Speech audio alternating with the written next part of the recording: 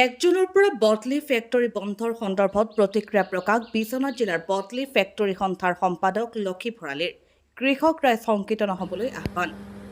অহা ১ জুনৰ পৰা ৰাজ্যৰ বটলি ফেক্টৰীসমূহে নলয় কেঁচা চাহপাত যাৰ ফলত হাজাৰ হাজাৰ চাহ খেতিয়ক বিভ্ৰাঙত পৰা সম্ভাৱনাই দেখা দিছে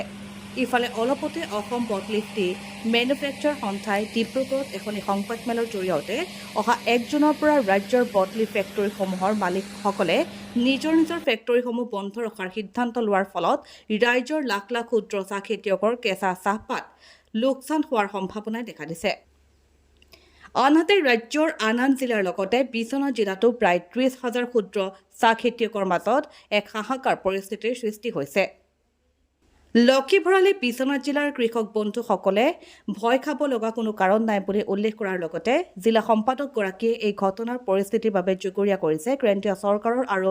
ভাৰতীয় টি বোৰ্ডক ৰাজ্যৰ লগতে দেশত চাহ বাগিচা আৰু চাহ কলঘৰসমূহ নিয়ন্ত্ৰণ আৰু পৰিচালনা কৰিবলৈ ভাৰত চৰকাৰৰ এটা ব্যাগুম বিভাগ আছে ভাৰতীয় টি বোৰ্ড কিন্তু এই টি বোৰ্ড বিষয়া কৰ্মচাৰীসকলৰ অমনোযোগিতাৰ ফলত এতিয়া চাহ খেতিয়কসকলে সঘনাই সমস্যাত ভুগি থাকিবলগীয়া হৈছে বুলি উল্লেখ কৰাৰ লগতে ৰাজ্য চৰকাৰৰ কৃষি বিভাগকো দোষাৰোপ কৰে বটলি ফেক্টৰী সন্থাৰ সম্পাদক লক্ষী ভৰালীয়ে চাহ খেতিয়ক বন্ধুসকলক মই নিজেও এজন খেতিয়ক মই এজন নিজে খেতিয়ক মই আজি কলগড় স্বত্বাধিকাৰী হৈছোঁ যদিও মই নিজেও খেতিয়ক মই এতিয়াও চাহ খেতি কৰোঁ এতিয়া চাওক আমাৰ কি হৈছে আমি ১ জুন তাৰিখৰ পৰা যিটো বন্ধ ঘোষণা কৰিছে আমাৰ কেন্দ্ৰীয় কমিটিয়ে আমি এইটো চাহ খেতিয়কৰ বিৰুদ্ধে যাবলৈ কৰা নহয় বা চাহ খেতিয়কসকলক বাদ দি নহয় আমি ইতিমধ্যে চৰকাৰক বাৰম্বাৰ কৈ আছোঁ যে নন কমপ্লেইন চাহ আমি বনাবলৈ হ'লে নন কমপ্লেইন পাত লাগিব এটা নন কমপ্লেইন পাতত কোনটো পাতত কেমিকেল আছে কোনটো পাতত কেমিকেল নাই সেইটো জোখা এটা যন্ত্ৰটো বনাবৰ কাৰণে আমি চৰকাৰক বাৰম্বাৰ আমি চেণ্ট্ৰেল কমিটিয়ে কৈছে তৎসত্ত্বেও চৰকাৰে কোনো এইটো ব্যৱস্থা লোৱা নাই আৰু চাহ খেতিয়কসকলক মই এটাই আহ্বান জনাওঁ আমি সকলোৱে মিলি এই কমপ্লেইন নন কমপ্লেইনৰ যিটো সমস্যা আমি সমাধান কৰিব লাগিব এই ক্ষেত্ৰত আপোনালোকে কলঘৰসমূহৰ যিটো সিদ্ধান্ত ইয়াত কোনো আপোনালোকক আমি পাতৰ দাম কমোৱাৰ কাৰণে আন্দোলন নহয় এইটো আমাৰ কলঘৰসমূহৰ এতিয়া আমি ইয়াত উচিত দাম আৰু এই খেতিটো আমি সুৰক্ষা কৰিবৰ কাৰণেহে আমি এইটো আন্দোলন কৰিছোঁ যিহেতু পুঁজিপতিসকলে ইয়াত শংকিত হৈছে চাওক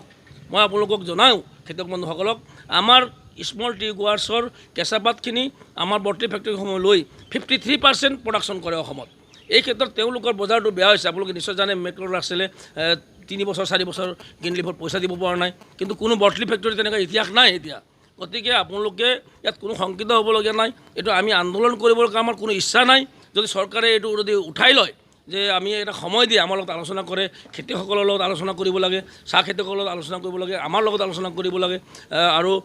সকলোৱে মিলি আমি যাতে আমি কেমিকেল ফ্ৰী যাতে বনাবলৈ এটা আমি সময় বিচাৰিছোঁ যে আমি খেতিয়কসকলেও এইটো ইয়াৰ লগত আমাৰ সহযোগ কৰিব লাগে আৰু আমি সকলোৱে মিলি এই চাহ খেতি যিটো অসমৰ যিটো আমাৰ এইটো সম্পদ অসম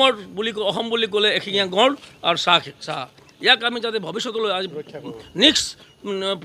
পিছৰ প্ৰজন্মসমূহকো যদি আমি সংৰক্ষিত কৰিব ৰাখিবলগীয়া হয় ইয়াত আপোনালোকে আমাৰ লগত আমি আপোনালোকৰ লগত ইটা মুদ্ৰাৰ খিপিটি কাম কৰিব লাগিব ইয়াত আপোনালোক কোনো শংকিত হ'বলগীয়া নাই চৰকাৰে নিশ্চয় বাধ্য হ'ব আমি সকলোৱে উঠি ওলাই আহি ৰাজপথত যাব লাগিব ইয়াৰ কাৰণে দায়ী হ'ব টি বোৰ্ড আৰু চৰকাৰ হ'ব